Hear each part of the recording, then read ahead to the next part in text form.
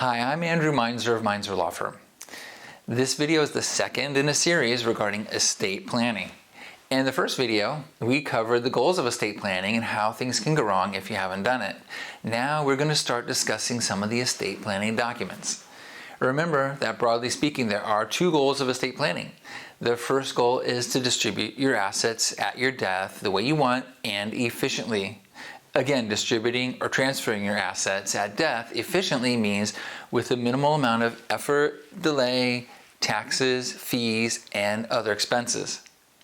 And the second goal of estate planning is to make sure that someone you know and trust will have the legal authority to take care of you if you cannot take care of yourself anymore in the future for some reason. In this video, we're going to focus on that first goal of distributing assets at your death through a document called a will.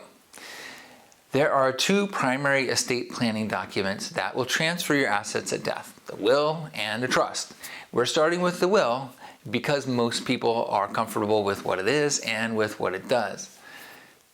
A will is a document for transfer or distribution of your assets after your death.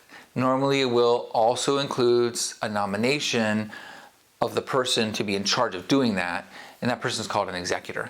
And by the way, that person who signs the will is called a testator. So a will satisfies the goal of making sure that your assets go to the people you're going to receive them when you die, and not necessarily based on the provisions of California law. A will does not normally accomplish the goal of distributing your assets efficiently because it does not avoid a probate decedent's estate court proceeding. Also, a will doesn't do anything until your death. It has no effect until that time. So it does not help with the second goal of estate planning, which is to make sure that someone you know and trust has the legal authority to take care of you if you cannot take care of yourself anymore in the future for some reason. As I will discuss in the next video about trusts, having a trust does not necessarily mean that you should not also have a will. When you have a trust, your will is what we call a pour-over will, and you do need to have it. And the pour-over will does just that. It pours the assets into the trust, just like a water pitcher would pour water into a glass.